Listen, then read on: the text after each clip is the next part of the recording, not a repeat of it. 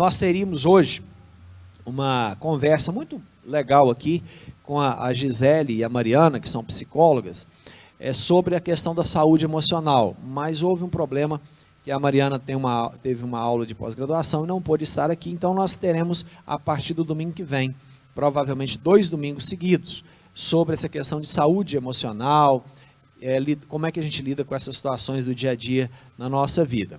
E aí, para que eu não corte assunto e tal, eu pensei em pegar um assunto que a gente pode desenvolver no outro momento, mas que tem a ver com o nosso dia a dia.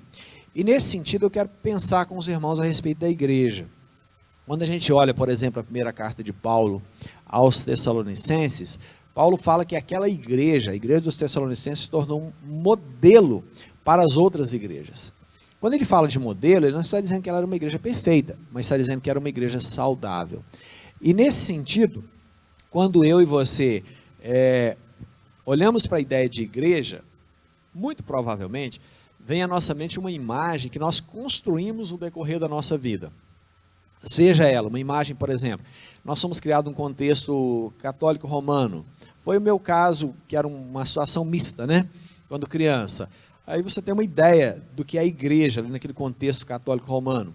Ou se fomos criados num contexto evangélico, seja ele pentecostal, ou no contexto de uma igreja reformada, tradicional, como é o nosso caso, nós temos uma ideia do que é a igreja. Mas a pergunta é, será que nós temos realmente uma visão correta a respeito do que a igreja é e o que ela significa para a nossa vida? No discipulado, eu sempre tenho dito para os irmãos o seguinte, que a igreja é um povo chamado do mundo para Cristo, para a salvação, e um povo chamado de Cristo para o mundo, para a proclamação. Ou seja, a gente vem do mundo chamado por Cristo e a gente vai para o mundo enviado por Cristo.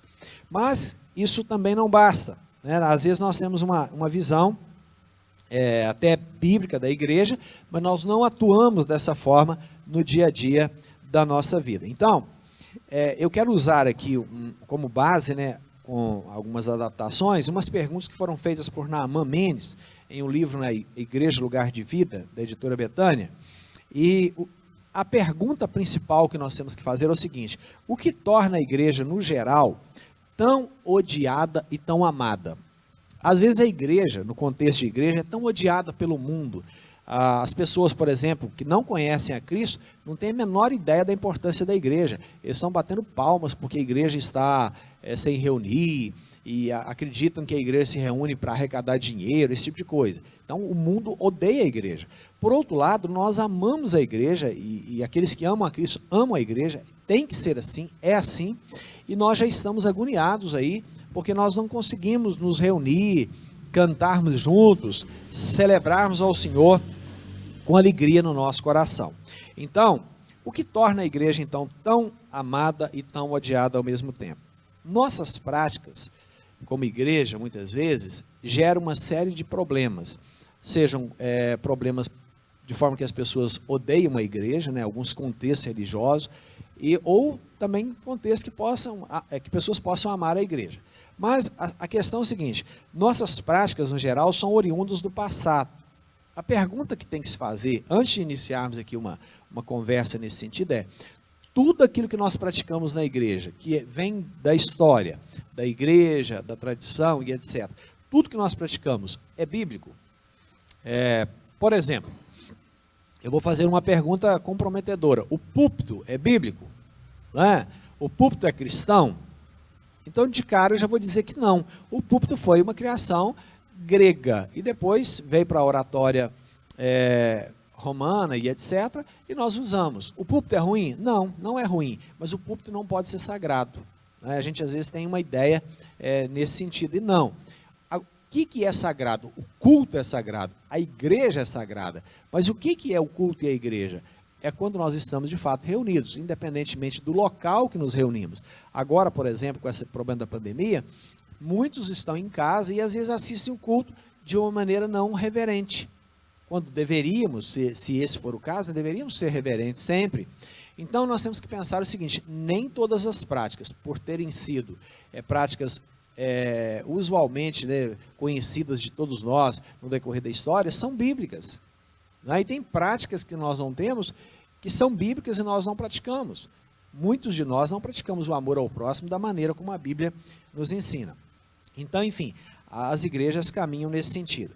Cabe, portanto, a cada um de nós tentar detectar, né, o que é certo, o que não é, o que é bíblico, o que não é, e suprimir aquelas práticas que no decorrer dos anos foram sendo usadas, mas que nos distanciaram, na verdade, da igreja primitiva, da igreja de Atos dos Apóstolos, sem aqueles vícios que os séculos foram impondo à igreja, pois a igreja precisa ser um modelo para o mundo, mas um modelo bíblico, não é? Eu acredito assim, que no geral, a igreja reformada aproxima-se muito das práticas bíblicas no sentido real, mas mesmo assim existe no nosso meio de igrejas reformadas o risco, não estou dizendo que aconteça, mas existe o risco de nós praticarmos coisas que não são verdadeiramente bíblicas, não que sejam pecaminosas, não estou dizendo isso, mas que não são necessariamente bíblicas. Então, neste momento eu quero avaliar aqui algumas práticas com algumas perguntas.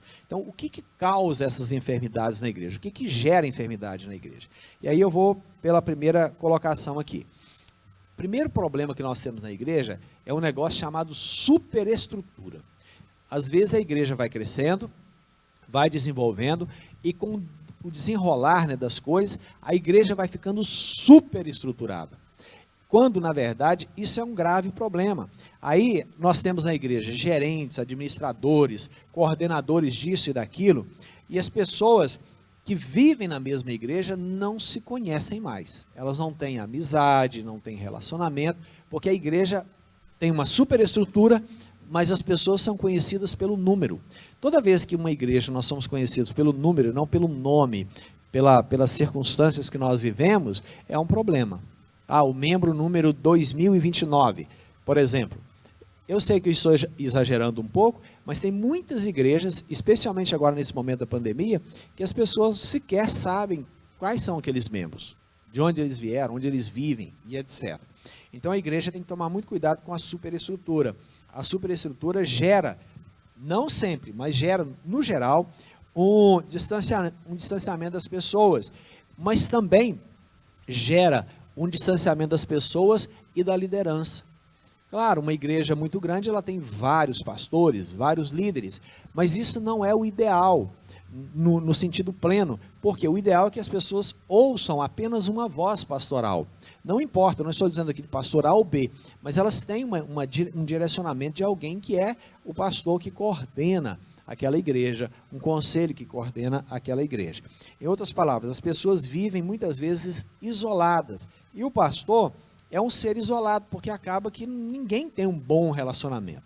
Com isso eu não estou dizendo também que uma igreja pequena tem bons relacionamentos. Às vezes a gente encontra igrejas pequenas que são igrejas altamente problemáticas. Às vezes uma igreja com 30, 50 pessoas tem mais problemas do que uma com 2.000 membros. Mas, por outro lado, nós temos que pensar numa igreja que seja saudável do ponto de vista de relacionamentos. Então, a superestrutura gera muita impessoalidade. Cada um é mais um número. Então, temos que tomar muito cuidado. Uma das maneiras de resolver o problema da superestrutura, por exemplo, a igreja de Sarang, em Seul, resolveu isso com pequenos grupos, com discipulado, onde as pessoas têm links, né, de relacionamento com grupos pequenos, e com um grupo maior em alguns setores, por exemplo, casais, adolescentes, crianças, jovens solteiros, jovens descasados, se é o caso, né? Ou pessoas descasadas no geral, e mães com crianças pequenas, pessoas idosas, e aí acabam tendo relacionamentos nesses grupos. Mas a superestrutura é o primeiro e grande problema. Eu não sei, Amós, você já tem aí alguma observação, alguma pergunta? Não, por enquanto não, mas convocamos os irmãos a estarem fazendo aí as suas perguntas, né? Qualquer dúvida, por gentileza, envie sua pergunta que o pastor estará aqui prontamente para responder, ok? Fiquem à vontade. Ok. E um segundo problema que a gente pode diagnosticar numa igreja que não está andando bem, eu não sei se é filho da burocracia, nem sempre é, né? Mas é a burocracia. Não sei se é filho da superestrutura, né, que é a burocracia. Muitas igrejas só perdem em burocracia para o sistema governamental, para o serviço público, né? Infelizmente. Daí, a atividade pastoral se torna uma atividade extremamente cansativa, pois ele se torna um gerente administrativo, cheio de coisas para resolver, e a nossa igreja tem muito essa tendência, né, de atas e livros e números e relatórios e etc., e acaba perdendo grande parte do seu tempo, além de ser altamente estressante, fazendo o trabalho de um gerente administrativo, despachando documentos, resolvendo problemas e mais problemas, e com isso a burocracia emperra o trabalho da igreja. E a gente sabe que muitas igrejas são altamente burocráticas. No nosso contexto, nós temos uma burocracia razoável. A gente tem tentado, como igreja local, evitar essa burocracia, torná-la mais leve, fazendo exatamente o que é necessário do ponto de vista da constituição da igreja, as reuniões necessárias, anotar o que é necessário, tomar as decisões necessárias, mas sem que isso seja um peso exagerado, tanto para o pastor quanto para a igreja. Claro que a igreja tem que ter anotações, deve ter registros, né, de atas, como questão fiscal e essas coisas todas, isso é fato. Mas nós não podemos levar a igreja a uma burocracia de tal forma que uma decisão que tem que ser tomada, ela não tem como ser tomada com uma rapidez razoável. É claro que agora nós vivemos um momento muito mais difícil nesse sentido, mas a burocracia é um grave problema, porque ela acaba minando o trabalho pastoral e trazendo para a vida do pastor, da liderança, um peso para conduzir a igreja. Então o pastor se perde no meio dessa papelada, e esse é um grave problema. Então, o primeiro problema é a superestrutura, o segundo é a burocracia. Aí vem a pergunta, você conhece igrejas burocráticas? Nós temos várias. Como eu disse, a nossa denominação tende a ser uma igreja muito burocrática. E a gente em certo ponto. A gente tem que tomar cuidado para que que a burocracia seja só o essencial, o que nós realmente precisamos. O que nós não precisamos, nós não devemos criar dificuldades com isso. E mesmo assim, eu acho que a gente ainda tem uma burocracia com um pouco de excesso. Um terceiro problema que a gente detecta numa igreja que pode ser problema para a igreja, né, são os meios de comunicação.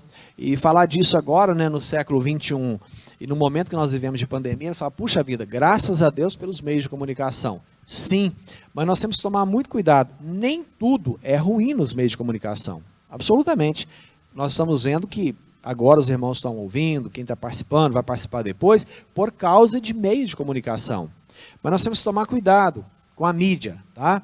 Porque ela é um instrumento de Deus, mas se nós usarmos esses meios de maneira muito espetacular, ele se torna nocivo. Eu vejo assim, o risco que a gente corre, porque aqui a gente está exposto para o mundo, né? A mídia tem uma vantagem nesse aspecto, a mensagem pode chegar a vidas, a pessoas em qualquer continente, né, desse planeta, sem nenhuma dificuldade, principalmente se a pessoa entender a nossa língua. Mas o problema se nós começamos a dar muito valor a isso, nós começamos a priorizar isso, nós vamos levar isso um grande problema para casa, né? E nesse momento a gente percebe isso, o risco é que as pessoas acostumem com a mídia, o conforto de casa, e eu peço a Deus que isso não ocorra na nossa vida, que assim que nós pudermos reunir, assim que tiver vacina, assim que tivermos essa pandemia tiver passado, que a gente possa reunir dentro daquilo que é possível, nos abraçarmos, porque isso é igreja. A mídia, né, essa questão da comunicação é importante como divulgação, para a pregação do evangelho, mas ela não pode ser o ponto focal, principal na vida da igreja. Não podemos usá-la de maneira espetacular e nociva, seja para a pregação ou para diversas outras coisas, né? Os meios de comunicação exercem uma atração inusitada nos seres humanos. É um negócio interessante, né? Quem fala, por exemplo, na televisão, na visão de muitos tem mais unção. A gente vê, hoje a televisão perdeu um pouco essa pose, mas os pregadores televisivos, né, os chamados telepregadores, são mais ungidos. Por quê? Porque eles não estão vivendo o problema que a gente vive. Quem vive o problema da gente é quem está perto da gente.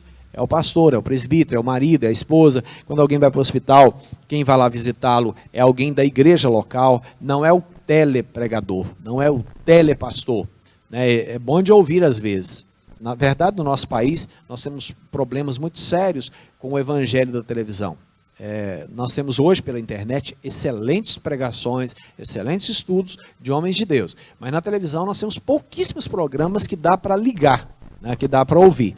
Seja como for, nós precisamos o seguinte, pensar que os meios de comunicação são úteis, mas nós não podemos usá-los de maneira indiscriminada. Nós não podemos aceitar que somente pela televisão, por exemplo, pela internet, nós seremos pastoreados. Hoje é o que nós temos, não temos outra saída. Mas nós temos que lembrar o seguinte, que a comunhão dos santos é necessária, é bíblica. Então, com isso, eu não estou aqui dizendo que nós podemos menosprezar esses meios. Pelo contrário, no momento é a única coisa que nós temos. Mas nós temos que tomar um pouco de cuidado com os meios de comunicação. Tem alguma pergunta, moça? Então, apareceu aqui agora a primeira pergunta do irmão Sérgio. Ele pergunta o seguinte: a igreja é lugar de gente feliz? Somente pessoas felizes? É a pergunta do irmão Sérgio. Sérgio, bom dia. O Sérgio está sempre participando aí, né? A igreja é lugar de gente de todo tipo. Gente feliz, gente triste. Eu gosto de comparar a igreja a um hospital. O hospital é o seguinte: você chega desesperado na porta do hospital, à procura de um médico. Imagina uma pessoa que está dando um infarto, por exemplo. Ele quer ser atendido a todo custo. Ele está feliz porque o seu parente foi atendido. Ali a família, né? E o parente também está consciente. Foi atendido, vai fazer exame, vai passar pela cirurgia. Mas à medida que os dias vão passando, a felicidade agora não é por estar no hospital, mas é para sair do hospital. Então a igreja é a mesma coisa. Nós temos gente que chegam extremamente abatidas, acabadas, e elas precisam se curar. Não necessariamente vão sair da igreja, mas vão sair daquela situação e se curarem. Agora, mesmo aqueles que são curados, já passaram por um processo, né, de salvação e etc., que Deus já agiu nas suas vidas, tem momentos de tristeza. Então a igreja é um lugar de todo mundo. A igreja é um local para que todas as pessoas possam refletir, crescer, sofrer. Por isso, assim, é um momento, a gente tem de tudo na igreja. Tem de churrasco a luto, né? Isso é a vida na igreja. Alguma outra? Sim, sim. Deixa eu dar o meu bom dia também para o irmão Sérgio, né? Esqueci de dar o bom dia para ele. Bom dia, amado irmão Sérgio. Nós temos aqui mais uma pergunta do irmão José Carlos Fernandes, né?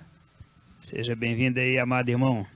Ele faz a seguinte pergunta: as igrejas hoje estão se transformando em empresas por causa das burocracias?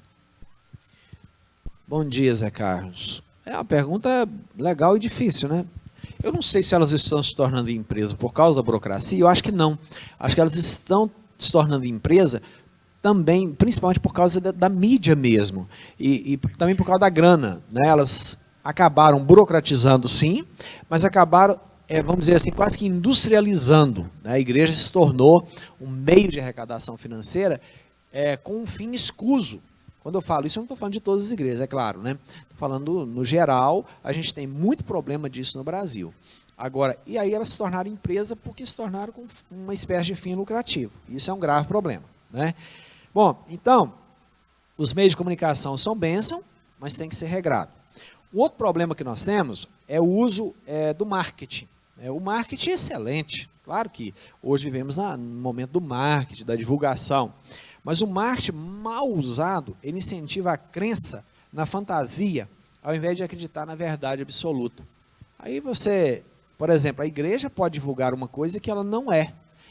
A gente pode divulgar, por exemplo, uma igreja com um vídeo, com pessoas felizes, com pessoas muito alegres, ricas, importantes, né? Tipo empresários e etc., como muitas fazem por aí, mas a igreja real é diferente disso. Tem um poço de Betesda que tem alguém que está lá enfermo, precisando de cura, tem alguém precisando de cesta básica, tem alguém precisando de uma ajuda psicológica. Então o marketing é problema às vezes, porque ele divulga uma imagem da igreja que não é verdade. Então, eu vou ler uma frase aqui que eu achei interessante. O uso excessivo do marketing nas igrejas serve para solidificar as mentiras, fazer prosélitos, mas não para gerar ambiente fraterno, onde os pequenos gestos são importantes e onde as pessoas têm uma oportunidade de crescer e amadurecer. Eu achei muito interessante essa frase do Naaman. O uso excessivo do marketing nas igrejas serve para solidificar as mentiras, Mas espera aí, na igreja? É porque às vezes, é o que eu acabei de falar, nós, por exemplo, você vai numa festa, você utiliza uma determinada roupa, as mulheres vão fazer todo um trabalho, né, de maquiagem, de preparação para chegar lá. Isso não expressa a verdade. Isso é muito legal, é bonito, mas não é a verdade do dia a dia. Então a ideia aqui é a seguinte, às vezes a igreja divulga uma informação, às vezes não, ninguém vai divulgar uma informação ruim, divulga uma informação totalmente boa, só que a igreja nem sempre é totalmente boa nesse aspecto, né? Então, isso vai trazendo prosélitos, mas não gera ambiente fraterno, onde as pessoas são amigas, são ordeiras, né, onde os pequenos gestos são importantes. Um bom dia, um muito obrigado, Deus te abençoe, Jesus te acompanhe, conte comigo. Né, essas coisas são necessárias na igreja. Você está precisando de alguma coisa, toma essa grana, resolve seu problema, vou te dar uma carona, vou contigo ao hospital. Isso é da igreja. Isso no marketing não tem importância. O marketing quer divulgar só o lado glamuroso da vida. Então nós temos que tomar um pouco de cuidado, ou bastante cuidado, com essa questão do marketing na igreja. Alguma outra observação, Márcio? Sim, temos aqui mais duas perguntas, né? A primeira aqui é da nossa amada irmã Elizabeth Teixeira Leal. Seja bem-vinda, irmã. É bom te ver por aqui. Ela faz a seguinte pergunta. Ao compararmos a realidade das nossas igrejas cristãs com a igreja primitiva, Atos 2, 42 e 47, vemos uma grande diferença de comportamento. O que mudou? Como podemos restaurar aquela maneira de viver que eles tinham? Pois é, eu acho que mudou muita coisa, e muita coisa existe, persiste, né, prevalece, mas eu acho que o que mudou foi a aproximação de Jesus. Aquela igreja era uma igreja altamente próxima de Jesus. Eles viviam ali um ambiente na expectativa da volta de Jesus, porque eles viram Jesus subir. E os que não viram, logo no início ali, ouviram contar que Jesus subiu e voltaria. Então eu acho que a expectativa da volta de Jesus levou aquela igreja a ser uma igreja vibrante ao extremo no sentido positivo, né? Não negativo. E nesse sentido, eles tinham muita proximidade com o próprio Cristo.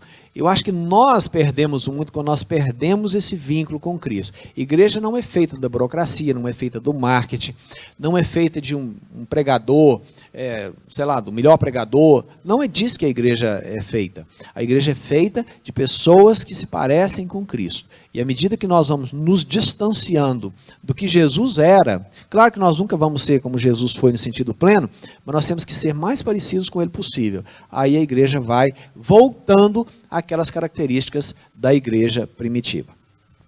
Mais uma pergunta aqui do irmão Evandro. Bom dia, meu amado irmão Evandro. O crescimento da igreja não é um sinal positivo no sentido de aceitação do evangelho?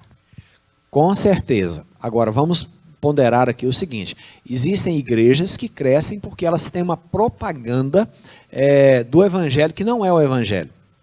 No dizer do Juan Carlos Ortiz, é o quinto evangelho. É um evangelho que não é bíblico, obviamente. Então, não é nenhum evangelho. Mas só para explicar aqui. Aí, Evandro, bom você estar participando com a gente. Você, a Beth, os irmãos que estão participando aí, cooperando, né, e também nos ajudando com as perguntas aqui, né? A questão é que o evangelho de Cristo, ele é um evangelho penoso num certo sentido. Ele nos leva para a cruz. E às vezes as igrejas crescem sem anunciar esse lado difícil, esse lado, vamos dizer assim, pesado do evangelho, onde as pessoas sofrem, onde as pessoas adoecem, onde as pessoas precisam botar a mão na massa, literalmente, né?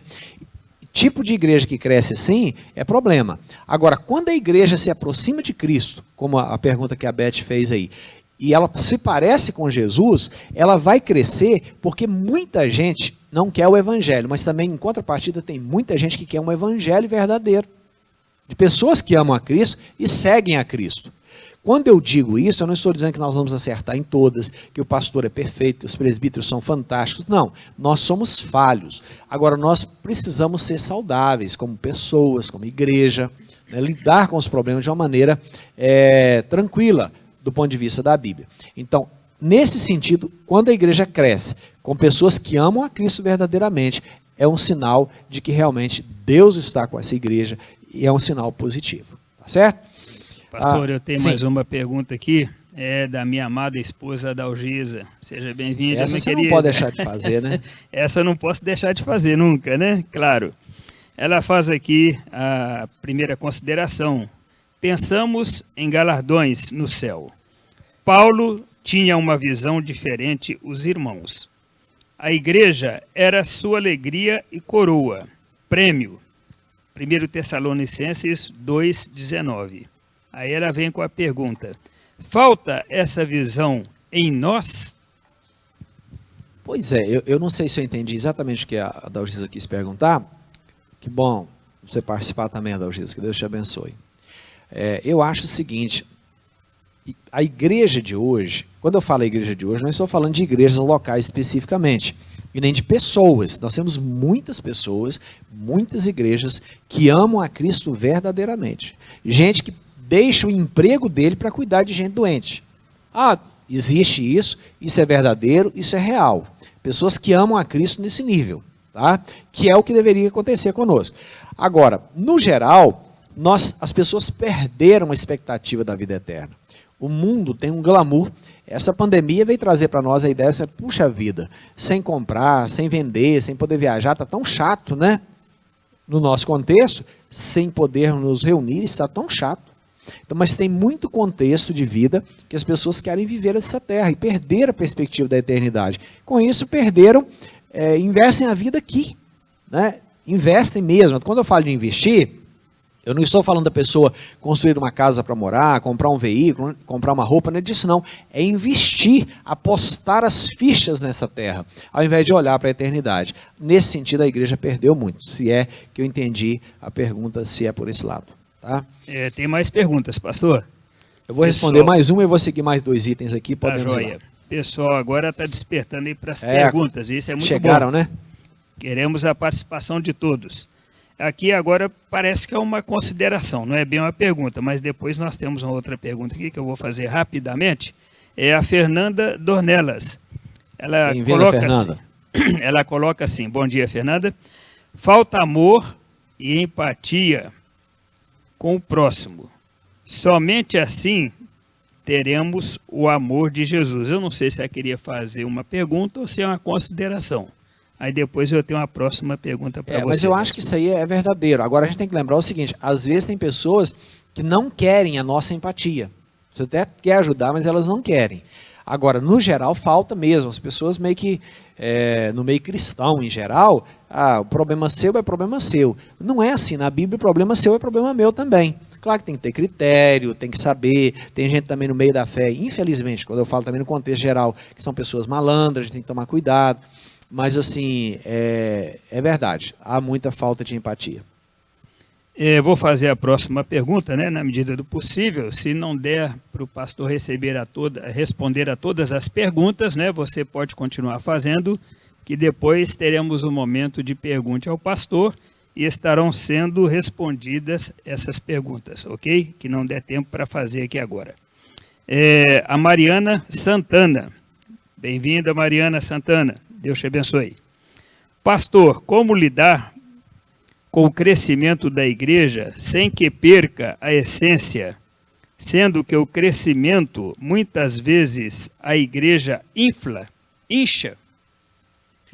Mariana, bom dia. Eu vou usar uma palavra para você chamada discipulado. Não só a questão do discipulado normal, como a gente faz aqui, né, 2 anos de discipulado, mas sermos discípulos de Cristo também dessa forma, né? Mas seguirmos a Cristo de uma maneira incondicional. E eu creio que a igreja, à medida que cresce, além do discipulado, ela precisa ter grupos, pequenos grupos, e grupos que sejam afetivos. Grupos de senhoras, de mães, de casais, de crianças. É a única maneira que a gente tem para caminhar. Agora, realmente o problema de igreja inflar está diretamente relacionado à falta de discipulado. Eu vou tentar a gente responder todas as perguntas, se for o caso. Eu vou caminhar mais 2 itens, ver se tem mais algumas, e depois a gente responde aqui. Deixa eu só fechar aqui a pergunta dela, pastor, que depois é que eu vi aqui, ela colocou aqui em seguida. O crescimento, muitas vezes, faz a igreja inchar e não produz os verdadeiros frutos que deveriam. Mais uma pergunta que ela acrescentou aqui, né, com a Não primeira. somente não produz, como cria uma igreja anacrônica. Vai gerar uma igreja que realmente vai fazer coisas erradas, as pessoas chegam e acabam seguindo uma igreja com um conceito errado do que seja a igreja. Por isso, a importância de sermos discipulados. E eu volto a dizer, eu estou falando de um processo de discipulado, sim, mas de um processo também para a vida toda, né? Senão a gente vai ter problema.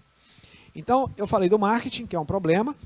Um outro problema, pela liturgia engessada, né? Às vezes, assim, nós de linha tradicional, temos que tomar muito cuidado com isso. Nós temos uma liturgia que a gente caminha com padrões bíblicos. Falamos aqui, acho que domingo passado, sobre a questão do culto, né? Do princípio regulador do culto. Isso é essencial. Mas nós temos que tomar cuidado, porque às vezes, porque a gente viu em alguma igreja uma determinada coisa, e nós então queremos fazer igual, ou a gente esteve numa igreja que a gente percebeu que não estava seguindo a Bíblia, e a gente quer voltar, e a gente tem medo de tudo. Então vamos lá. Nossos templos, muitas vezes, se tornaram um ambiente extremamente hostil, com tribunas, né? E eu falei do púlpito, por exemplo. O púlpito, ele já traz essa ideia de o distanciamento pastoral. Isso não é bom. A igreja tem pessoas com dons. Dentre eles tem alguém que prega, alguém que ensina. E quando eu falo do púlpito, eu não estou falando do púlpito, o instrumento púlpito propriamente, mas eu estou falando assim, às vezes a ideia é assim, se afastou-se ali, é uma pessoa mais santa, ou mais inteligente, mais preparada, e não é verdade, necessariamente, né? Porque no reino de Deus, nós temos uma multiplicidade de pessoas, de dons que precisam ser usados. Então nós devemos procurar uma liturgia mais inclusiva, onde pessoas participam, onde haja, de fato, uma aproximação maior do próprio Deus. Às vezes, alguns modelos litúrgicos, eles são tão frios, tão gelados, que você não consegue louvar, caminhar com a presença de Deus ali no coração, né? Isso é um problema.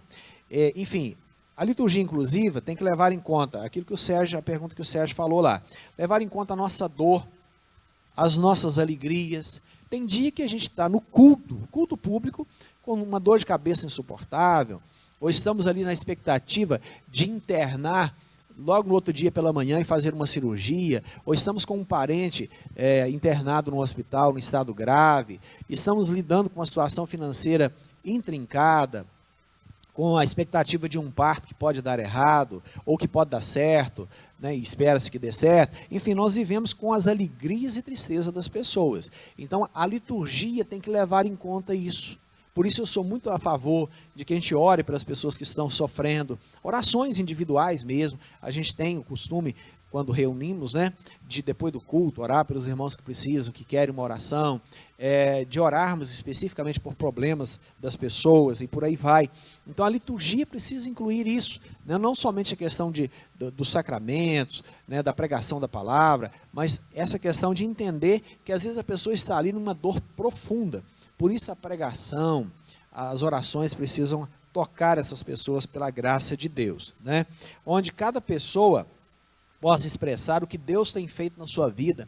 Eu sou a favor dos testemunhos realmente bíblicos, né? No sentido assim, do que Deus tem feito na nossa vida, né? Da mesma forma, entendermos as dores, as dificuldades que as pessoas enfrentam, porque pela vida fora, todos nós passamos por momentos bons e por momentos difíceis. Então, a liturgia engessada muitas vezes é um problema. Ela impede que a igreja cresça, ela impede que a igreja seja vibrante, né? Ela é cheia de cortes, né? E nós não aceitamos isso, não aceitamos aquilo. E nós temos que lembrar que a igreja primitiva era uma igreja livre nesse aspecto. Seguia, sim, os princípios bíblicos do culto, mas com liberdade para que os membros pudessem estar participando dessa liturgia. Um sexto item aqui, que gera problema na igreja, é a espiritualização do humano. Em muitas igrejas, os crentes são mais espirituais do que Jesus Cristo. Eu não sei, amor, se você já conheceu gente assim, mas eu imagino que muitos de nós já conhecemos pessoas que parecem mais espirituais do que Jesus. Aí você olha para ela e fala, meu Deus, eu estou muito aquém disso, eu não sou essa pessoa. Isso é um problema. Isso chama-se espiritualização do humano. Aqui, os fatos mais comuns são explicados de maneira simplista. Não é? Isso é um problema. Ou é pecado ou é o diabo. Então, o que está acontecendo com você? Eu estou sem grana. É o diabo que me roubou. Ou é o pecado que eu cometi. Não, às vezes é má administração mesmo. A pessoa não para fazer conta de quanto que ela ganha e quanto que ela pode gastar. E isso é má administração, não é o diabo. Tá? Não é a doença, às vezes. É claro que o momento de doença é outra história. A gente luta, né, com muitas situações. Mas tem gente que está sempre com problema financeiro e numa vida normal, trabalhando, recebendo e etc. Qual que é o problema? É o diabo. É o pecado. Não, é má administração. Precisa fazer um curso de como administrar as finanças. Precisa de ver se não está gastando demais na energia elétrica, com a água, com combustível, com manutenção de carro, com viagens, não sei. Enfim, então, aquele que espiritualiza o humano, ele acaba tendo essa tendência de jogar tudo para cima do diabo. Uma dor de cabeça é o diabo. Eu não estou dizendo que o diabo não haja, não é isso. Né? Mas nós temos que tomar cuidado. Há então uma supervalorização de Satanás. Aí não, tudo é o diabo, tudo é Satanás, tudo é culpa dele. Os roubos, as corrupções, os adultérios, o diabo me fez cair. Às vezes não foi exatamente o diabo, ele pode até incentivar de alguma forma, mas foi a falta de cuidado, a falta de zelo, né, na palavra. Então nós não podemos tratar as coisas de maneira simplista. Tipo, vamos orar, está tudo resolvido. Não, às vezes tem que ir no médico, tem que ir no psicólogo, tem que comprar remédio. Não é? Vou orar e uma pessoa, por exemplo, que chega no médico, mas fala, você tem que emagrecer, senão você vai morrer. Ou tem que parar de fumar, senão você vai morrer. Ou alguma coisa desse tipo. Não, não precisa não, vou orar e vai resolver. Vou parar, vou emagrecer, vou parar de fumar, vou parar de fazer isso ou aquilo. Não é assim que as coisas funcionam. Nós temos que também fazer a nossa parte, né? A nossa ajuda humana. Nós precisamos disso. Uma orientação simplista provoca muitas vezes mais doença do que tudo. Eu estou com um problema, o médico falou que eu estou com um aneurisma, aí tal. Então vamos orar e vai resolver. Pode ser, Deus é Deus para curar, mas nós não podemos levar as coisas de maneira simplista. Isso é um problema. Tem alguma outra pergunta aí, Amos? Sim, tem mais uma pergunta. Primeiro aqui um complemento da primeira pergunta que a Dalgisa fez. Ela faz a seguinte colocação aqui. Minha pergunta está ligada a como enxergamos os irmãos hoje, como Paulo via que eles eram seu prêmio, galardão. Já aqui, aí vem a pergunta, vemos assim? Tá. Então é exatamente o contrário do que eu falei, né? Na verdade, assim, Paulo tinha a igreja que ele ganhava para Cristo, as pessoas, sejam 1, 2, 10, ele os tinha como um prêmio, né, da sua evangelização. Eu não sei se nós realmente temos amado almas. A gente teve uma discussão no discipulado essa semana sobre esse assunto, a irmã falando sobre a questão de pregar o evangelho, que ela pregou para alguém, e a pessoa, parece que Deus abriu os olhos daquela pessoa, né, os olhos espirituais. E nesse sentido, então, nós temos que lembrar o seguinte, nós temos que amar, ganhar almas, pregar o evangelho. E nesse sentido, Paulo sempre amou. E eu acho que a gente está bem distante disso, nesse aspecto. Agora temos mais uma pergunta aqui da irmã Selma. Olá, minha irmã Selma, seja bem-vinda. A pergunta dela é para criar aqui um pouquinho de celeuma aqui, né? Vamos lá, hein? Ela faz a seguinte aqui, pergunta. A igreja invisível é somente a igreja dos salvos. Então, nem todos que frequentam a igreja irá fazer parte da invisível? Na verdade, é exatamente isso. Eu só vou trabalhar isso de uma outra maneira. A igreja invisível é composta de todos aqueles que fazem parte do reino de Deus. Agora, nem todos que fazem parte da igreja visível, está explicando, a igreja invisível é a igreja dos salvos, que já foram, que estão e que virão. Aqueles efetivamente salvos. Agora, a igreja visível e militante é a igreja que está aqui agora. Nessa igreja aqui, nós temos muita gente que não é da igreja invisível, não é do reino de Deus. Ele frequenta a igreja, mas não faz parte do reino. Ele é um estrangeiro na igreja. E aí, como é que a gente pode entender isso? Tem muita gente que participa da igreja, mas ele nunca vai ser salvo. Agora, a igreja será, Amós, cada vez mais ou menos visível à medida que ela se aproxima mais de Cristo. Uma igreja que se aproxima mais de Cristo, com o evangelho verdadeiro, ela vai ter muito mais pessoas salvas e, portanto, será uma igreja mais invisível, no sentido de que naquela igreja tem muitas pessoas salvas. Agora, tem igrejas que são cada vez menos invisíveis, no sentido de que a igreja visível tem muita gente que não é salva, porque o evangelho não é pregado verdadeiramente. Então, é de fato uma situação triste, mas nós temos muitas pessoas que têm o membro no hall, tem o nome no hall de membros, mas não é salva. Tá? E tem muita gente que sequer teve o nome no hall de membro e é salva. Aí já é um mistério de Deus, que só Ele pode agir, né? Temos mais uma perguntinha aqui, que é do Robson Amadeu. Seja bem-vindo, Robson. Esse Robson Amadeu, até pensei que fosse o seu filho, Robson Amadeu. Não, ele é o genro da Selma. Isso. Abraço para a Selma e para o Robson. Exatamente. A pergunta dele é: bom dia, pastor. Para ter a salvação, as pessoas têm que estar firmes na igreja? Bom, a pergunta, Robson, é meio que uma pegadinha, né? Na verdade é o seguinte: a pessoa salva e estará firme na igreja, né? Mas tem muita gente firme na igreja que não é salva. É o que eu acabei de falar aqui em relação à da igreja invisível. Porque às vezes a pessoa está na igreja como um religioso, apenas. Ela é firme ali. Ela contribui, ela está ali, às vezes até prega, mas ela não é salva, ela não conhece a Cristo. Agora, aquele que conhece a Cristo e não é firme na igreja, é um problema, né? Primeiro nós temos que questionar se realmente ele conhece a Cristo. Se ele conhece, ele precisa arrepender e voltar e mudar. É inadmissível a pessoa que conhece a Cristo não estar firmado na igreja. O que não quer dizer que essa pessoa não vai passar por fases, por dificuldades.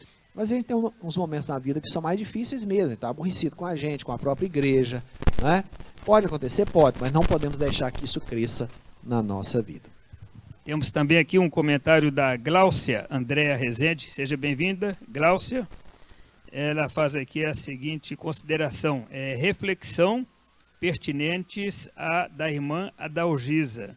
Muitas vezes somos mais tolerantes com pessoas que não professam nossa fé. Verdade.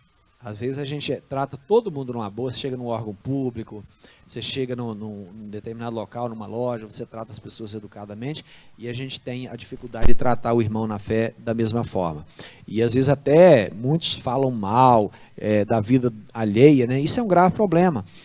Nós temos que lembrar que o nosso irmão em Cristo é defeituoso. Nós somos defeituosos. Então nós temos que aceitar um limite, né, razoável de deficiência na nossa vida. E as pessoas não vão fazer aquilo que nós queremos que elas façam, elas vão fazer muitas coisas que desagradam a gente. Agora, quando isso envolve o pecado, nós temos que ter tolerância, principalmente para trazer essa pessoa de volta, não é?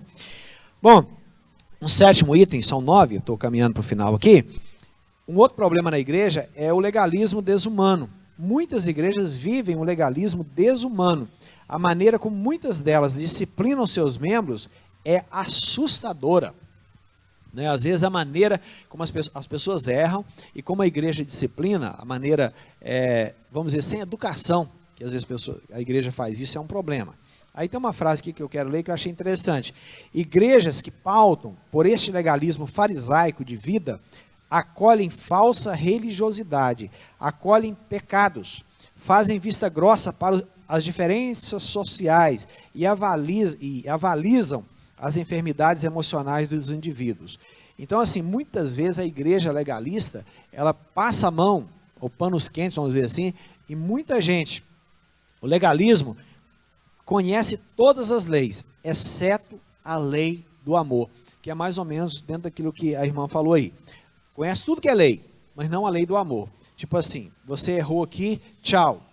É claro que tem gente que erra e não quer retornar, isso é outra história.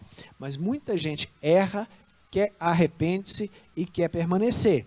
E nesse sentido, então, quando não há a lei do amor, falsifica-se e inverte os valores, manifestando-se e proliferando, né, muito mais uma prática externa do que proliferando-se numa prática externa mais do que na convicção interior.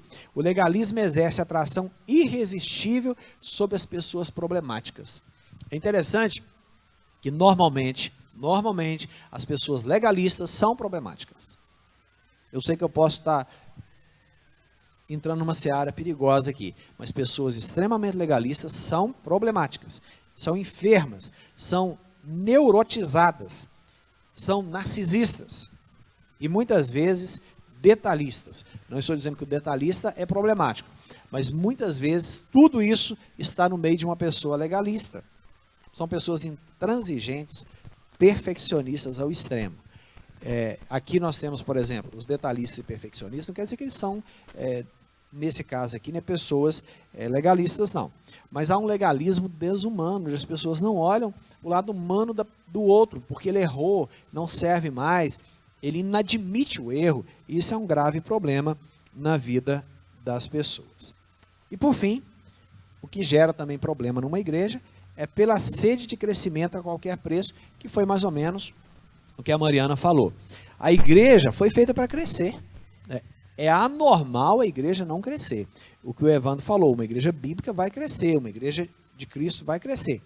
É da sua natureza crescer. Mas ela não pode fazer isso a qualquer preço, a qualquer custo, negociando o evangelho, negociando a verdade. Então nós temos que tomar muito cuidado com isso. Eu falei última, não, a penúltima, né? Agora a última, a espiritualização dos problemas sociais.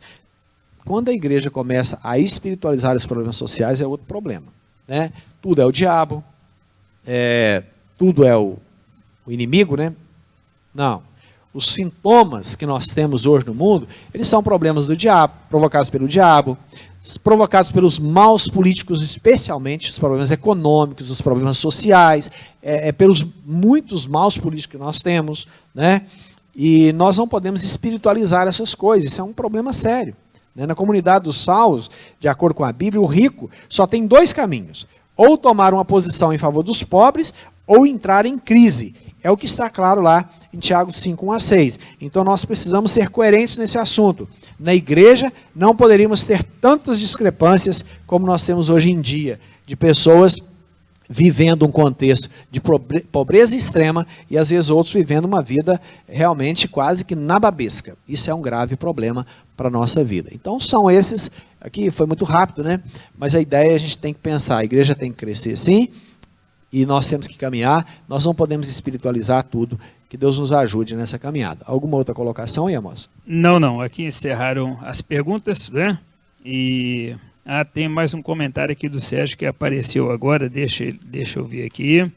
Na verdade, no legalismo, não há ensinamentos, e sim o intuito de catequizar somente.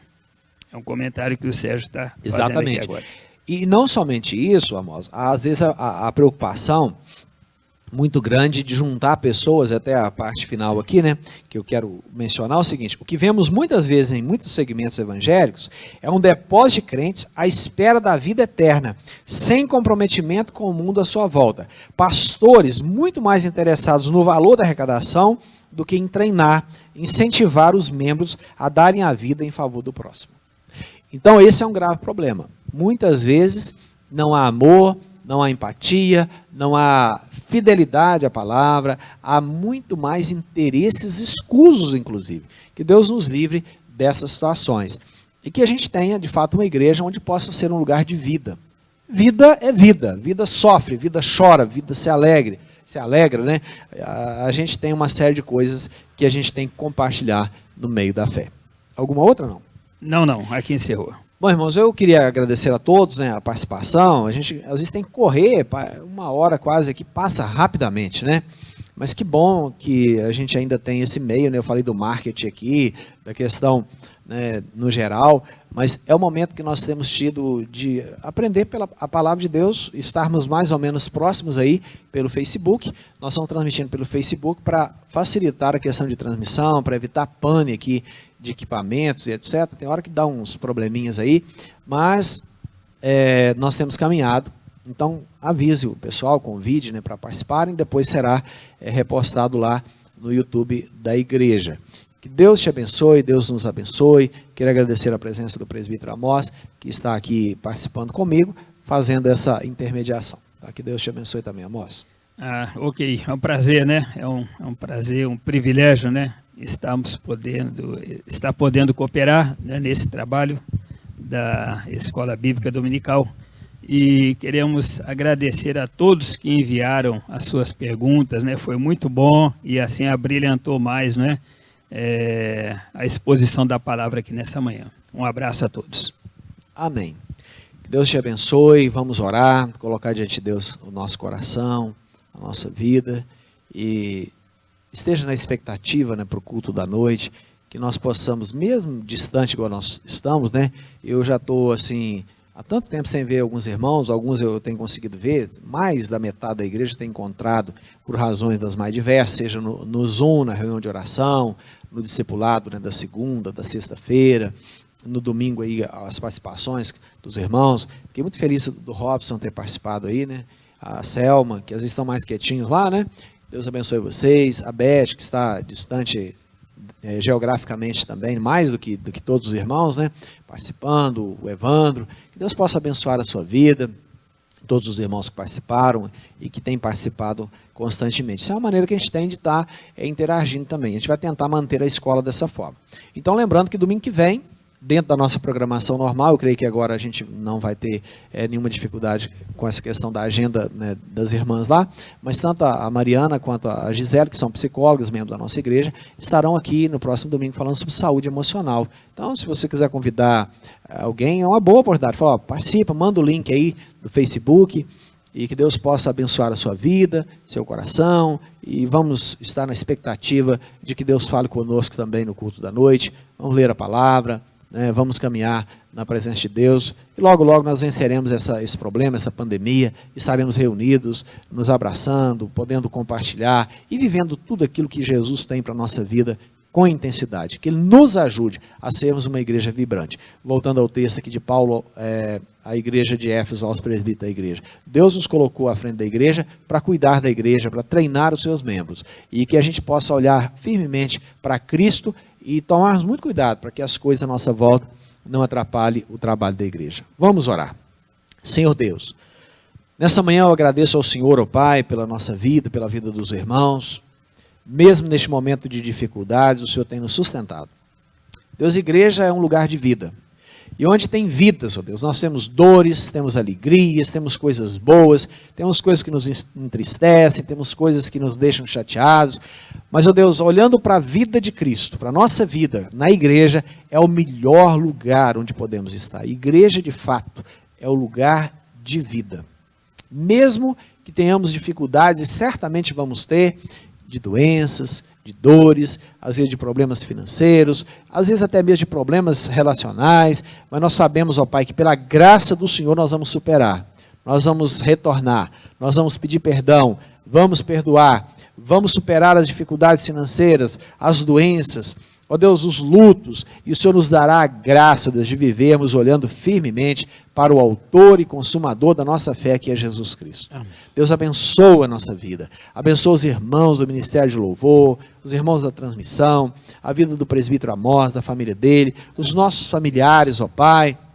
Abençoa a vida da tua igreja, Deus, dos nossos adolescentes, dos jovens, amém, das crianças, dos casais, ó Deus. Nos dê força para superarmos esses tempos difíceis. Abençoa as crianças, ó Deus, que têm ouvido aí as mensagens das professoras da escola dominical, os adolescentes. Ó Deus, derrama a tua graça sobre eles e sobre cada um de nós, que apesar de todas essas dificuldades, nós possamos sair lá na frente mais fortes. Ó Deus, olhando firmemente para o Senhor, para a igreja do Senhor, que foi comprada pelo sangue de Cristo, como diz o apóstolo Paulo. Ó Deus, para uma igreja que é um povo chamado, escolhido, Deus, nação santa, povo de propriedade exclusiva de Deus. Obrigado por tudo, Deus. Nos abençoe. Esta é a minha oração, esta é a nossa oração, no nome do teu Filho Jesus. Amém. Amém, irmãos. Deus os abençoe.